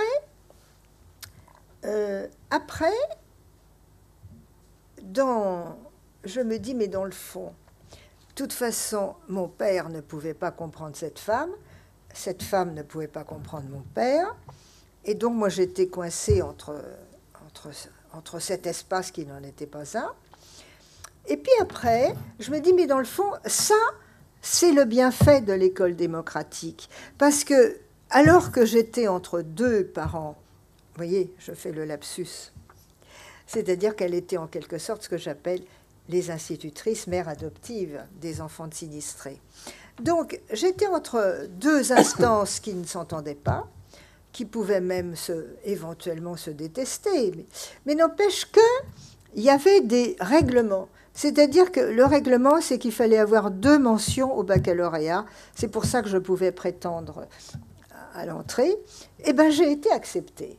J'ai été acceptée, pas parce que cette femme comprenait mon père ou parce que mon père comprenait cette femme, mais il y avait des lois chez le tiers. Et le tiers disait, si elle a ce niveau-là, elle peut être là. Bon. Donc, première lecture, je comprends le rapport aux politiques. Et une autre lecture que je fais bien plus tard, je me dis, mais ça, c'est en rapport avec une des scènes du texte de déportation de mon père. Alors, si vous voulez, dans les 2 scènes majeures de ce texte de déportation, la première, c'est le moment où sa mère, c'est-à-dire ma grand-mère paternelle que je n'ai pas connue, au moment où son mari est assassiné, et on veut qu'elle parte, que le convoi se poursuit, elle dit non, je partirai quand j'aurai enterré mon mari. Alors évidemment, elle risquait d'être violée, décapitée, tout ce que vendue comme esclave. Enfin, de toute façon, elle dit je partirai que quand je l'aurai inhumée. Et finalement, le grand-père est inhumé. Il y a même un prêtre qui fait une prière. La deuxième scène, et d'ailleurs mon père écrit, bon, mon père a 19 ans quand il écrit ça, et son texte fait toujours preuve d'un grand respect à l'autorité maternelle. Donc il dit toujours « ma mère a réfléchi ». Et la deuxième scène où il dit « ma mère a réfléchi », c'est le moment où ils vont mourir de faim. Et elle dit « moi pour mourir, ma mère a réfléchi ». Elle a dit « moi pour mourir, je mourrai. Vous, il ne le faut pas ». Et elle a donné ses 2 enfants à un bédouin. Et là, il a mangé, il a grandi, etc. Puis après, il est revenu chercher sa mère. Donc, ma deuxième interprétation de cette scène, évidemment, c'est le travail analytique et la vie psychique qui se poursuit. Je me dis, mais dans le fond, mon père m'a donné à une école étrangère parce que sa culture était détruite, dans ce scénario que je décris, de même que sa mère l'a donné pour qu'il vive. Et vous voyez, c'est ça le propre du travail analytique. C'est-à-dire que ça vous fait vivre des scènes traumatiques sous un jour, je dirais, nourricier. À ce moment-là, vous faites des rapprochements qui ne reposent pas sur une vérité objective, mais ça repose sur une réalité psychique. D'où le travail en spirale, comme ça. Et l'importance du tiers. Ah oui, ça, le tiers, s'il n'y a pas de tiers... vous savez, moi, je suis très, très pessimiste parce que est-ce qu'il y a maintenant un tiers? Est-ce que les pays d'accueil fonctionnent comme des tiers? C'est plus possible, le monde est changé. Oui, c'est d'ailleurs... est-ce que quelqu'un peut me dire combien il nous reste de temps, en fait? Parce que j'ai pas de... Je parle beaucoup. Hein. Non, non, pas du tout, au contraire, je ne veux pas vous interrompre. Je parle beaucoup. 25 minutes, d'accord. On va garder un petit peu de temps quand même pour le public, mais puisque vous évoquez cette question, je voudrais lire le texte suivant et dire après de quoi il s'agit. Bien sûr, il est dans votre livre. Hein. Ah oui. Donc je le lis. Il est un tout petit peu long, mais je pense que ce sera utile de le faire. Depuis quelque temps se produit vers la France par Marseille un redoutable courant d'immigration de peuples d'Orient, notamment des Arméniens. Ces malheureux assurent qu'ils ont trop à redouter des Turcs pour rester chez eux. Au bénéfice de cette affirmation, hommes, femmes, enfants, au nombre de plus de 3000, se sont déjà abattus sur les quais de notre grand port. Après l'Albano et le Caucase, d'autres navires vont suivre et l'on avance que 40 000 de ces hôtes sont en route pour la France, ce qui revient à dire que la variole, le typhus, la peste se dirigent vers nous, s'ils n'y sont pas déjà en germe pullulant depuis l'arrivée de ces premiers immigrants, dénués de tout, réfractaires à nos mœurs occidentales, rebelles à toute mesure d'hygiène, immobilisés dans leur indolence, résignés, passive, ancestrale. La situation est extrêmement grave au point de vue de la santé publique pour Marseille et le reste de la France. L'extrême activité et la vigilance éclairée du service sanitaire du port et du bureau municipal d'hygiène sont insuffisants dès maintenant pour faire face aux dangers. Des mesures exceptionnelles s'imposent et elles ne dépendent pas des pouvoirs locaux. La population marseillaise réclame du gouvernement qu'il interdise rigoureusement l'entrée des ports français à ces immigrants et qu'il rapatrie sans délai ces lamentables troupeaux humains, gros danger public pour le pays tout entier. Du reste, la Grèce et l'Italie semblent avoir pris déjà de telles mesures préservatrices et bien légitimes. Ce texte qui nous paraît à la fois très lointain et très proche, n'est-ce pas, date de 1923. Peut-être vous pouvez nous en dire un mot. Si vous voulez, je l'ai trouvé dans le livre d'une historienne, Claire Mouradian. C'est le maire de Marseille. Sénateur-maire, oui, de Marseille, Simon Falissière. Voilà, qui écrit ça dans le journal Le Provençal. Le Petit Provençal, oui. Et c'est pour illustrer le fait que, contrairement à ce que je disais tout à l'heure, moi, je me suis toujours sentie bien accueillie ou accueillie. Je n'ai jamais rencontré de xénophobie, mais la xénophobie existait. Si vous voulez, la xénophobie existait. Il y avait même des sales arméniens, tête de chien ou je ne sais pas quoi. Si vous voulez, mais quand je dis que l'époque actuelle est désastreuse par rapport à ce que mes parents ont vécu, c'est parce que malgré ça, il y avait la capacité de travailler. Et donc le travail est intégrateur, évidemment. Et puis pour l'école fonctionnait bien. Mais et puis alors, si vous voulez, parce que la vie psychique est en rapport avec le politique. Mais mes parents n'avaient jamais, les Arméniens n'avaient jamais été colonisés par la France.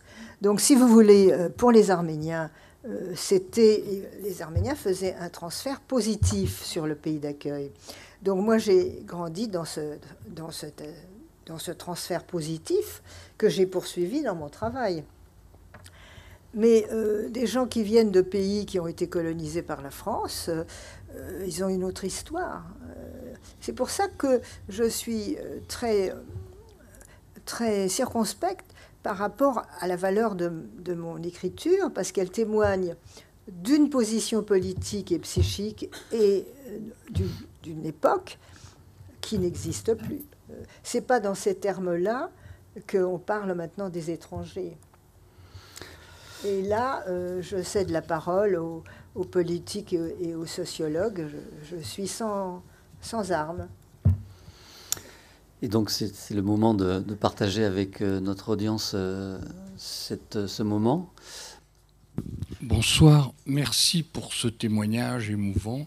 J'avais deux questions. La première, c'était quand vous avez dit que le génocide arménien n'était plus à la mode, ou n'était pas à la mode, juste au moment où le président de la République française a décrété un jour de commémoration. Donc je voulais peut-être un peu que vous développiez ça. Et puis le deuxième, c'était dans le cadre peut-être aussi de l'imaginaire, c'est ce que Georges Perec, je crois qu'il a écrit un livre sur Ellis Island, qui était un mythe pour lui et pour beaucoup de gens. Et je voulais savoir ce que vous en pensiez, s'il vous plaît, si vous aviez des références par rapport à ça. Alors, quand je dis que le génocide arménien n'est plus à la mode, je veux dire par là que il y a tellement d'extermination qui se déroule actuellement dans le monde, que la presse ou un éditeur, si vous voulez, n'est pas vraiment porté à publier un livre qui parle de la transmission du génocide arménien. On est pris par des urgences, le terrorisme, tout ce qui se passe dans le Moyen-Orient. Quand je dis qu'il n'est plus à la mode, c'est du fait des circonstances concrètes. Alors maintenant, c'est vrai, et là, quand vous avez dit que il y avait eu le vote de la journée nationale de la mémoire arménienne le 24 avril, moi, j'ai été très contente. Bon, je ne suis pas dupe, hein, c'est-à-dire que quand il y a des événements politiques de ce genre, c'est pour soigner un électorat. Mais de toute façon, tout événement politique relève de ça. Bon, mais ça a quand même une incidence positive, c'est que, par exemple, moi, j'étais ravie de voir que certains de mes petits-enfants ont manifesté ce jour-là pour écouter Édouard Philippe. Bon, je ne suis pas dupe, mais je trouve que c'est bien quand même. Mais je disais ça par rapport, si vous voulez, aux colloques qui s'organisent. Il y a eu un moment beaucoup de colloques sur le génocide arménien. Actuellement, il y a évidemment toute la commission d'enquête sur le génocide du Rwanda. Et puis alors moi je dis, vous savez, moi j'ai été à Kigali pour un colloque une fois. Moi je trouve que le pire des génocides, excusez-moi, c'est le génocide rwandais. Parce qu'être obligé de côtoyer les gens qui ont découpé votre famille en petits morceaux, je ne sais pas comment c'est possible. On ne peut pas élaborer quoi que ce soit là-dedans, c'est pas possible. Bon, c'est dans ces termes-là que je dis qu'il n'est pas très à la mode. Alors maintenant, si vous m'interrogez sur Pérec, c'est vrai que quand je lis son livre sur ce qui se passait, la façon dont les migrants étrangers étaient accueillis aux États-Unis, quand je fais ces lectures-là, ça revient à ce que je disais tout à l'heure, je m'identifie tout de suite à ces situations-là. Je pense qu'on ne peut que écrire ces choses-là parce que la plupart des gens les ignorent. Quand on les écoute, on les regarde comme des bêtes, s'ils sont suffisamment beaux au travail. Ça me rappelle ça me rappelle la vente, par exemple, quand certains... Dans le génocide, il y avait les femmes, les jeunes filles étaient souvent violées, mais elles pouvaient être vendues aussi. Elles pouvaient être vendues comme esclaves sexuelles ou comme force de travail. Donc, si vous voulez, je réfléchis plutôt, moi, je ne réponds pas exactement à votre question, c'est-à-dire que je me demande qu'est-ce qui fait que certaines personnes lisent ces événements sans les référer à leur propre histoire. Parce qu'il y a des histoires qui sont tout à fait autres. Ah oui, j'ai beaucoup aimé ce livre de Pérec, oui. Oui. Mais voyez, mes réponses ne sont pas satisfaisantes. Mais non, pas du tout. Je crois que justement le livre de Pérec est en fait tiré d'un film que Robert Bobert a fait et dont Pérec avait écrit le texte. Enfin, évoque une situation un petit peu différente dans la mesure où, justement, pour lui, c'est un non-lieu, Ellis Island. C'est pas comme si vous arriviez à Marseille ou directement à New York, ce qu'il faisait, mais il était obligé de repartir par Ellis. C'est un lieu de transition dans lequel se trouvent, entre 1890 et 1924, plus de 17 millions de personnes sont passées par Ellis Island et un nombre de nationalités incroyable. Et très rapidement, ce sont les premiers immigrés qui accueillent les suivants. Et donc, l'Italien qui parle... Expliquez-moi ça, comment les premiers immigrés... Parce qu'en fait, ils trouvaient du travail. Par exemple, celui qui allait devenir maire de New York, LaGuardia, était passé par Ellis en tant qu'Italien immigré et avait trouvé un travail. Et donc, le problème des langues que vous évoquez, des coutumes culinaires, certains ne voulant pas manger des pâtes parce qu'ils trouvaient ça horrible, ça ressemblait à des vers, etc. Donc, il y a une espèce de maelstrom comment dire, de toutes sortes de nationalités, de cultures, de religions, de manières de s'habiller, etc., qui en fait quelque chose d'assez assez particulier. Ce n'est pas une seule communauté et toutes n'émigraient pas pour les mêmes raisons. Ça pouvait être la misère, la répression religieuse, la répression politique, etc. Donc, ou l'attirance, tout simplement, parce que c'était quand même la Golden Door. C'est-à-dire le mythe, c'était ce statut de la liberté, ce que ça représentait. Alors justement, Pérec montre bien à la fois que ce lieu est un non-lieu, et pardonnez-moi d'être un petit peu long là-dessus. Parce que ça m'intéresse, parce que j'aurais envie de dire, c'est en même temps le lieu de l'humanité. C'est ça, absolument. Oui. Voilà, d'une humanité qui se retrouve et qui se découvre, si vous voulez. C'est quand même une partie du rêve américain. Alors après, justement, Pérec montre bien que ce qu'il ne savait pas, c'est qu'on les faisait venir parce qu'il fallait paver les rues de New York, qu'il fallait faire toutes sortes d'emplois que les gens ne voulaient pas faire. Mais puis par ailleurs, ce qui l'intéresse aussi, ça, je pense que là, on retrouve ce que vous disiez sur l'état de délabrement des lieux que vous avez vus à Bursa, c'est que au fond, si vous voulez, il transférait, si je puis me permettre, il transférait le trauma de la perte de ses racines, en particulier de cette rue Villain, qui par un hasard incroyable a été détruite par la mairie de Paris pour construire un jardin. Enfin, c'est quand même...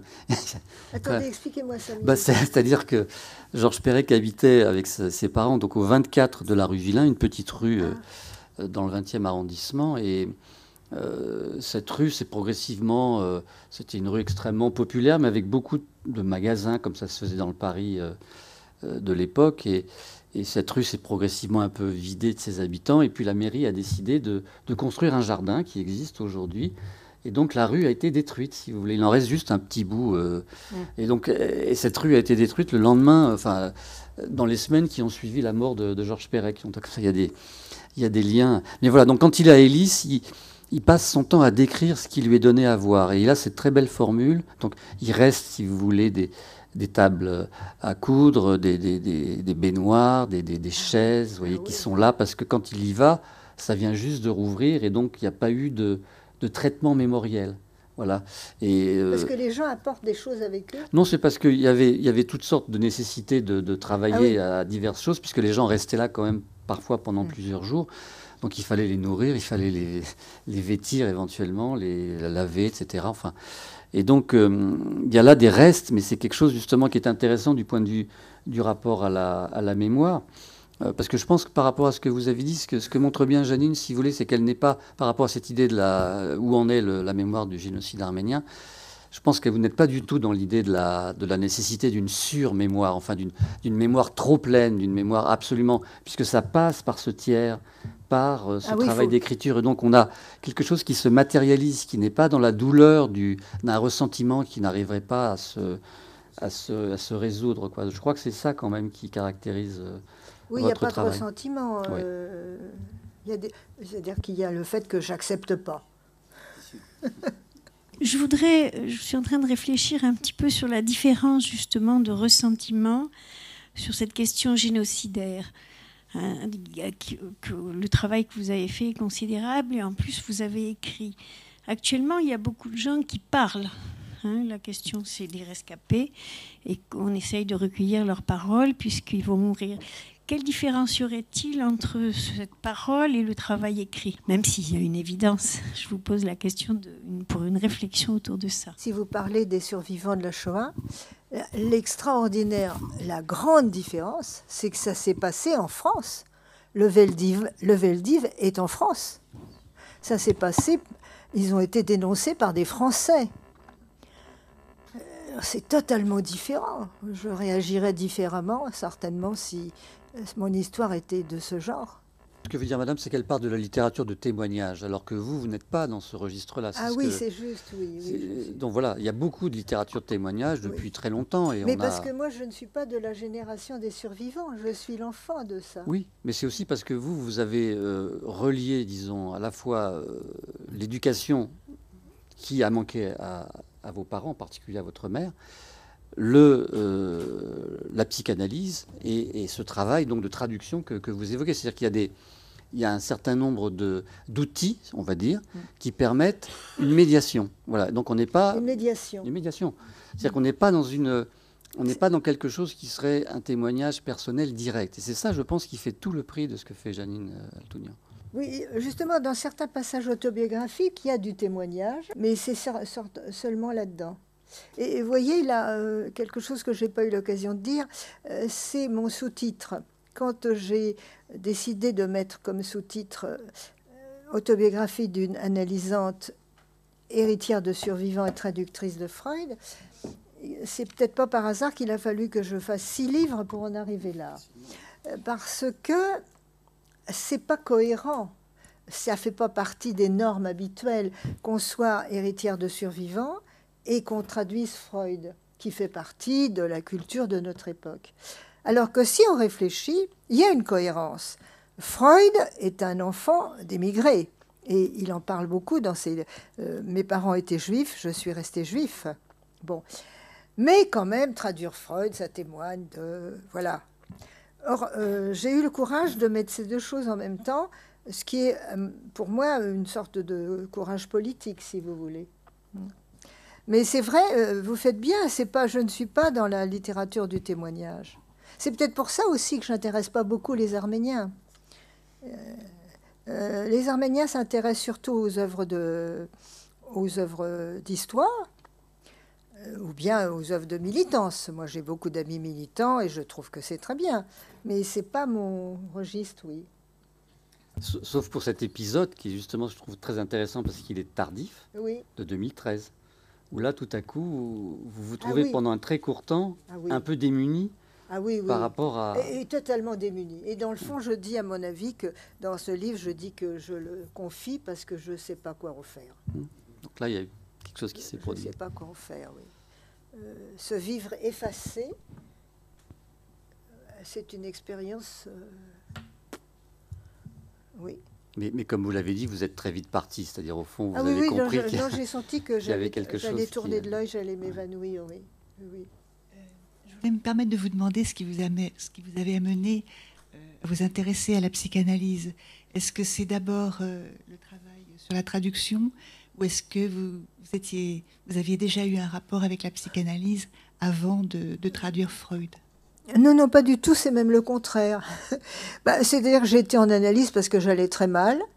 C'était au moment, disons, si vous voulez, de l'écroulement d'une vie conjugale. J'étais totalement désemparée. Je ne voulais pas faire de psychanalyse parce que ça coûtait trop cher et je n'avais pas le temps.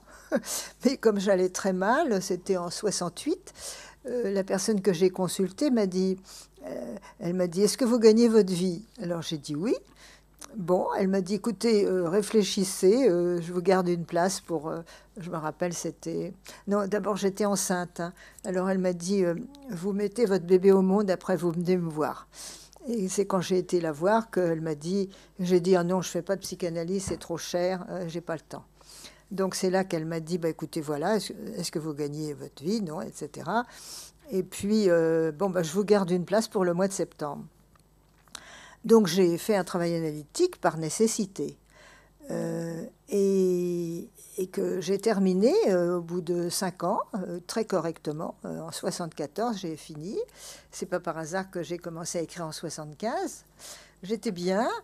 Et alors c'est à ce moment-là, si vous voulez, je me suis rendu compte que le travail analytique vous aidait, enfin m'aidait, moi, à sortir de ce magma. D'exister un peu, si vous voulez, hein. Et alors, par ailleurs, pour répondre complètement à votre question, c'est l'inverse qui s'est passé. Enfin, c'est le contraste, c'est-à-dire que j'étais donc prof d'allemand, j'étais à une réunion pédagogique au lycée Montaigne, où il y avait d'autres... Moi, j'étais prof au lycée d'Ivry. Et au lycée Montaigne, il y avait d'autres personnes, là. Et cette réunion pédagogique m'ennuyait, parce que j'adorais l'allemand, j'ai toujours adoré l'allemand, mais la pédagogie, je trouvais que c'était un faux problème, parce que pour apprendre une langue étrangère, c'est pas les méthodes pédagogiques qui s'y adaptent. Il faut avoir de l'appétence, faut avoir de l'appétence pour la langue et la culture de l'autre. Donc ça, je m'ennuyais, mais j'ai avisé dans l'assistance un monsieur que je trouvais sympathique, intelligent, plein d'humour, cultivé. L'appétence, donc. Hein. Donc, je lui ai proposé de l'emmener chez lui dans ma 2 chevaux. Et dans la voiture, il m'a dit, je ne suis pas seulement enseignant, je traduis Freud avec mon ami d'enfance Bourguignon. Ça se passait en 1970. Alors, je lui dis, ça m'intéresse beaucoup parce que je fais un travail analytique depuis 2 ans et j'aime beaucoup lire Freud en allemand. Est-ce que je peux venir vous écouter une fois? Il m'a dit oui. Vous voyez, l'accueil positif. Donc, j'ai été à cette séance de traduction. Je pense que j'ai dû lire un peu le texte qu'ils étaient en train de traduire. C'était l'analyse profane. Et à ma très grande surprise, à la fin de la séance, ils m'ont dit à mercredi prochain. Alors que je ne demandais rien, et j'aurais même pas osé penser que je demandais quelque chose. Et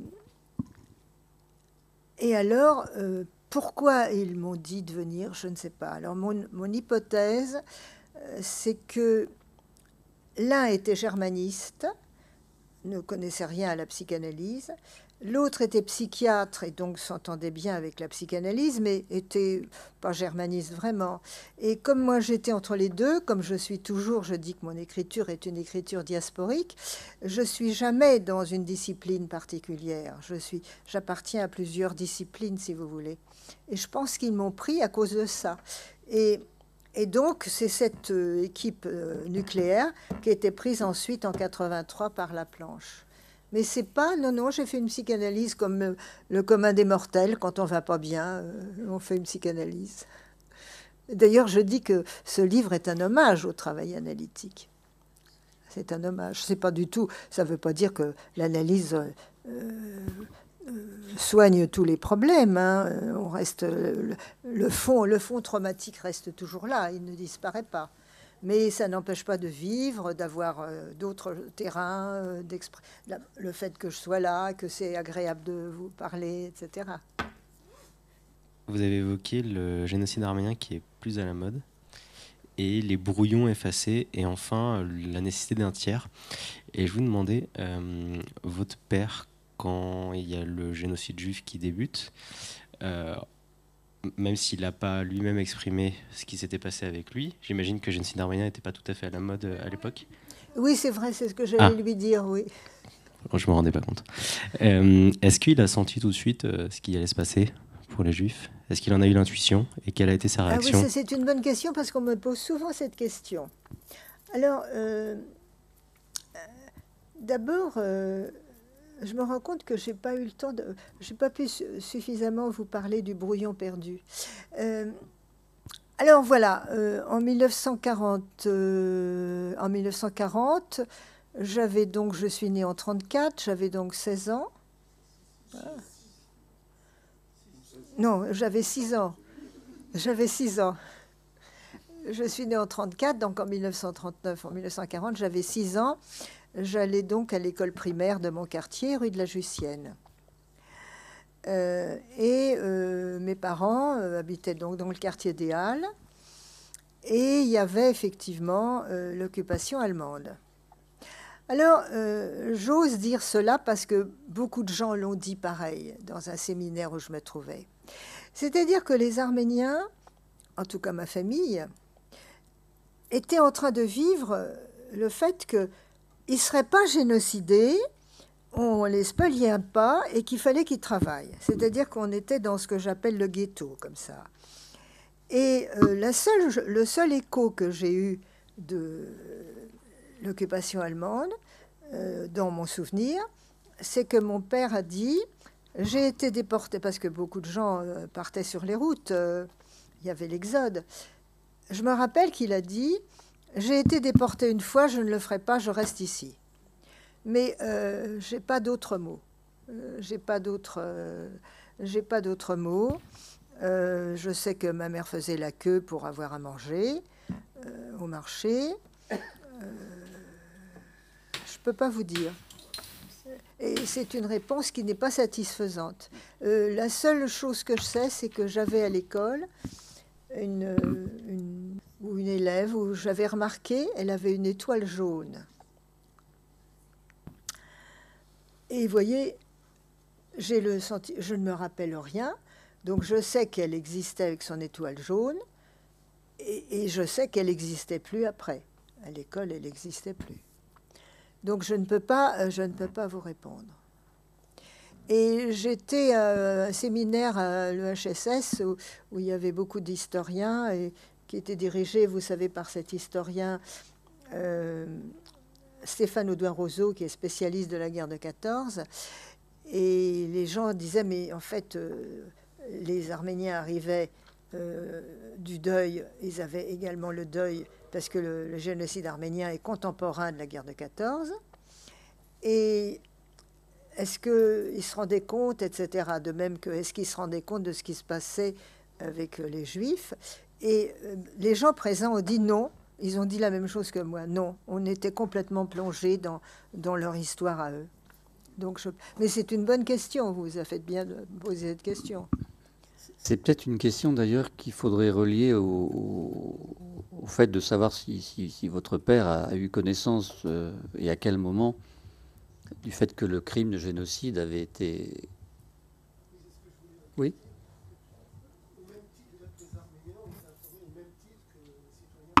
Non, je voulais évoquer en fait le fait que le juriste Raphaël Lemkin avait conçu le mot génocide, mais justement à propos des Arméniens, mais pendant la Seconde Guerre mondiale. Donc, mais voilà, mais ça, nous on le sait. Vous voyez, enfin, l'information, elle n'a pas forcément circulé en 1944 aussi facilement, clairement que nous le voyons aujourd'hui. Mais en tout cas, ça, c'est une question qui pourrait effectivement, et ça rejoindrait votre préoccupation. Hein, oui, d'ailleurs, beaucoup d'historiens de la mémoire disent que, et c'est vrai, que la mémoire du génocide arménien a bénéficié de la mémoire du génocide juif après le film de Lanzmann, etc. C'est qu'au début, c'était complètement clandestin. C'est pour ça que quand j'ai lu le livre de Jean-Marie Carzeau en 1975, je me suis dit, ah bon, mais alors on parle donc des Arméniens. Moi, je voudrais juste faire une petite anecdote de mon père, voire de mon grand-père, pendant la Seconde Guerre mondiale, à savoir qu'en France, en Franche-Comté, les Arméniens, dans un village, ont été considérés comme des Juifs. C'est-à-dire que mon grand-père a dû aller à la commandanture à Besançon, et par chance est tombé sur un officier allemand turc, et il s'est exprimé en turc avec lui, pour prouver son arménité. Ça, c'est une belle histoire. Vous voyez un petit peu les genres de... Et pourquoi on les considérait comme juifs? Parce que mes grands-parents étaient des commerçants, oui, donc ils se débrouillaient. Oui. Ils se débrouillaient très très bien. Oui. Tailleur peut-être, ou tailleur juif ou arménien, donc, c'est pareil. Par jalousie, en gros, juif, arménien, même combat. Et donc voilà. Après, il est une chose intéressante, et je me demande si vous avez forcément réfléchi à ça par votre analyse, c'est quel rapport nous, Arméniens, nous pouvons aussi avoir par rapport à l'Allemagne, comme forme de métonymie, quelque part. Moi, je me suis retrouvé attiré par l'Allemagne, très fortement. Et quand la première fois que je suis arrivé à Berlin, je me suis retrouvé, évidemment, dans le quartier où il y a le plus de Turcs. Voilà. Et c'est quand même le pays. Moi, j'aime pas voir les Turcs. C'est le pays. Non, mais bon, c'est le pays. L'Allemagne m'a choisi en tant qu'artiste, m'a plus reconnu que mon pays natal. Et quand j'arrive en Allemagne, je m'aperçois finalement que c'est là où il y a le plus de Turcs en Europe. Attendez, expliquez mieux votre phrase là. D'abord par rapport à votre activité. Mon activité, bon, je suis musicien. Oui. Il se trouve que, comme je travaille sur la question de l'histoire, de l'héritage traumatique, les Allemands ont plus reconnu mon travail que les Français. Parce qu'en tant que musicien, un musicien qui parle de la question de l'engagement et de la mémoire est plus reconnu par les Allemands, puisque les Allemands font un travail sur la mémoire. Oui. Alors que les Français, on sait bien que le travail sur la mémoire est compliqué. C'est très compliqué parce qu'ils ont Vichy, alors. Voilà, notamment. Oui. Notamment. Donc, en fait, je me suis retrouvé reconnu par les Allemands qui, eux, font un vrai travail sur leur histoire. Ah, c'est important, là, ce que vous dites, oui. Oui. Donc, je me demandais, vous, quand vous avez choisi de devenir professeur d'allemand, vous êtes tombée amoureuse de la langue allemande. Ah, j'adore l'allemand, oui. Voilà. Vous avez travaillé sur cette raison? Alors, écoutez, d'abord, je reviendrai sur votre témoignage, la mémoire, l'allemand. Je devais entrer en 6e. L'institutrice m'a dit, il faut prendre les classes d'allemand parce qu'elles sont d'un meilleur niveau. Alors, bon, moi, j'ai fait comme disait l'institutrice. Premièrement, donc c'était ma première langue. Ensuite, j'ai vu que j'allais faire des études de lettres. Parce que, comme toute fille arménienne, ma mère voulait que je sois dentiste. Moi, j'ai compris que non, je ne voulais pas être dentiste. Donc, je voulais être prof et prof de lettres. Mais je n'étais pas bonne en français. J'ai toujours été très moyenne. Le français n'était pas ma langue maternelle. Donc, je me suis dit, je vais faire des études d'allemand. Donc, là aussi, j'ai une réponse totalement bête à donner. Bon. Alors, par ailleurs, quand on me demande « mais pourquoi l'allemand ?» alors, en faisant une sorte de grimace, je dis « mais vous savez, pour moi, l'allemand, c'est l'allemand des juifs allemands, l'allemand de Freud, l'allemand de Kafka, l'allemand de Schubert, des lieder de Schubert, l'allemand des cantates de Bach, c'est l'allemand des opéras de Mozart. » Voilà. C'est la même chose que quand je vous dis que j'aime bien entendre parler turc. J'aime bien entendre parler turc. J'aime beaucoup les films turcs sous-titrés français que je comprends presque. Ça, c'est le malheur du monde. Ça, ces choses-là sont le malheur du monde. Alors, maintenant, quand vous dites que vous êtes plus reconnu en Allemagne, je comprends très bien parce qu'ils ont fait ce travail de mémoire. Excusez-moi, vous êtes Yeznikian ? Mais je croyais qu'Yeznikian habitait à Marseille. Non, pas à Marseille. Vous êtes... Ah oui, oui. Et comment ça se fait que vous êtes à Paris? D'accord. Je suis contente de vous revoir parce que nous avions correspondu à propos de votre travail. Et déjà, à l'époque, vous m'aviez dit que vous étiez plus reconnu en Allemagne. Alors, quand vous dites que, là, vous tombez sur les Turcs, mais alors des Turcs qui sont quoi? Négationnistes ou pas? Ah non. C'est juste le fait... Non, mais c'est ma curiosité. Non, c'est juste de me retrouver dans un pays où finalement je suis entouré plus de Turcs que dans n'importe quelle autre partie de l'Europe. Oui. Ça pose en même temps question, c'est-à-dire qu'on peut même passer son bac en turc en Allemagne. Ah oui. Cette langue, cette culture quelque part est tellement intégrée que ça a été pour moi très étrange de me retrouver dans un pays où finalement... Moi, je ne suis pas en paix avec les Turcs. Malheureusement, j'ai pas eu cette dose de... Ah, moi, je ne suis pas en paix avec les jeunes Turcs. Non, mais comment vous dire moi, je me crispe. Malheureusement, je me crispe beaucoup plus vite. Écoutez, si quand on rencontre un négationniste, on ne peut que se crisper. Oui, non, mais j'ai pas rencontré de négationniste. Heureusement. Oui, mais n'empêche qu'un Turc, vous dites... Heureusement, mais par exemple, les Grauwolf, enfin, ces mouvements extrémistes turcs, il y en a beaucoup en Allemagne. Oui, donc négationnistes. Oui, voilà, oui, violent, oui. Ah oui, moi je vous avoue que quand je vois des Turcs débarquer en France, ça me fait le même sentiment. Si je vais me retrouver comme en Turquie ici, c'est pas la peine. Et quand on voit ce qui s'est passé il y a quelques mois encore, avec la couverture du Point, où il y avait Erdogan, et que des Turcs ont imposé à ce que cette affiche soit retirée, je ne sais plus dans quelle ville en France. Expliquez mieux, parce que qu'est-ce qu'elle montrait? Il y a tout simplement le portrait de Erdogan, où il était question de ce qu'il est, et que des Turcs, un groupuscule de Turcs, a imposé... au journal Le Point. Non, pas au journal, au tenancier. Au tenancier de ce bureau de tabac retirer cette affiche. Sinon, il y aurait eu des menaces violentes. Ah ben oui. Oui, non, mais quand je dis qu'on n'est pas du tout à l'époque où j'ai fait mon parcours, c'est vous donner une illustration très intéressante.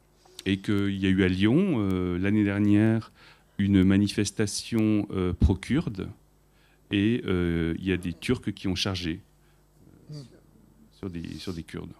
Oui, parce que les Turcs de gauche disent que la reconnaissance du génocide arménien est liée au problème kurde, c'est-à-dire que si la Turquie reconnaissait les revendications kurdes, elle reconnaîtrait en même temps le génocide arménien, que les deux problématiques sont liées.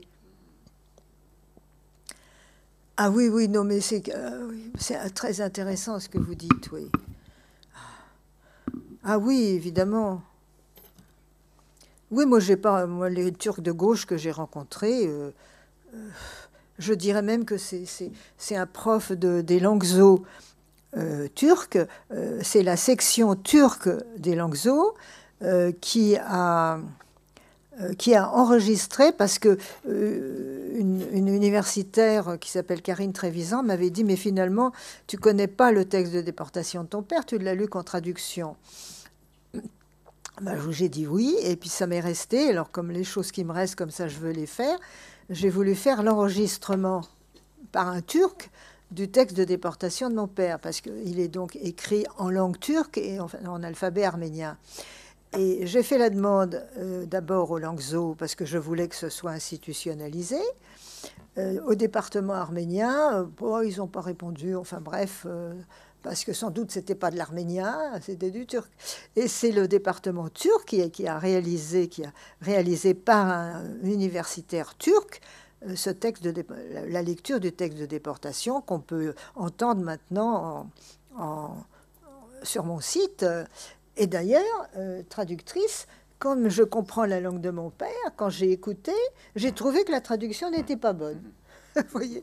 Bon, et alors donc c'est le département turc, et le prof m'a dit, d'abord à celui qui l'a lu, j'ai dit mais qu'est-ce qui vous fait faire ça?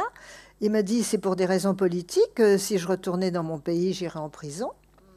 Et celui qui commandait le département turc m'a dit que dans son enseignement, beaucoup d'étudiants turcs étaient négationnistes. Et d'ailleurs, c'était pour ça qu'il a publié ce travail dans son département. Voilà, on va être obligé de s'interrompre parce que nous sommes arrivés à la fin de cette c'est passionnant, bel entretien. Je voudrais remercier en votre nom Janine Altounian d'être venue aujourd'hui pour parler avec vous.